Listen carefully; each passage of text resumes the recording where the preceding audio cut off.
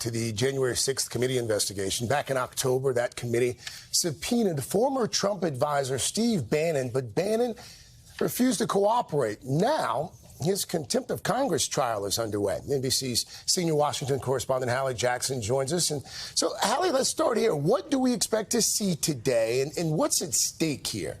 Yeah, it's a good question, Craig. And today we expect opening statements to happen. Jury selection is going to wrap up, and then they'll move into that part, the very sort of beginning of the trial. And it's probably going to wrap up pretty quickly. Prosecutors said they think they only need a single day of testimony here. Now, remember, Bannon initially tried to argue that he defied this subpoena from the January 6th committee because his conversations with former President Trump the day before the Capitol attack were covered under executive privilege. Since then, just recently, he said Mr. Trump waived that privilege. But regardless, it's kind of a moot point now. The judge has already ruled that Bannon's defense team cannot bring that up in court. Now, legal experts that I've spoken with suggest it's going to be a big surprise if Bannon does walk away with an acquittal here. But listen, you never know what a jury will decide. Keep in mind, even if Bannon were to get convicted, he still would not be forced to hand over the documents and the testimony that the January 6th committee wants to see. This is about punishment. This isn't about getting him to comply with that subpoena.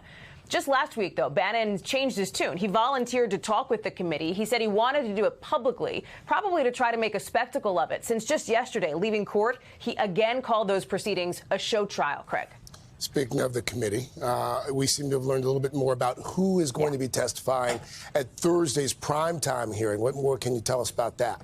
Two names you're going to want to remember here, Sarah Matthews and Matt Pottinger. This is according to a source familiar with their testimony. Now, both of these people served in the Trump administration, in the Trump White House, and both resigned after the Capitol attack. Now, Matthews, she's a former press aide who was in the West Wing on January 6th. Pottinger was the former deputy national security advisor. That's a high-level position. He said he decided to step down after former President Trump tweeted that Mike Pence lacked courage on the day of the 6th. We've seen them before in taped depositions, so they've spoken to the committee. That was videotaped. But on Thursday night, that will be live and in person from the two of them.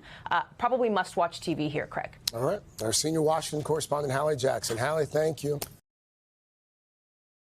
Hey, thanks for watching our YouTube channel. Find your favorite recipes, celebrity interviews, uplifting stories, shop our favorite deals, and so much more with the Today app. Download it now.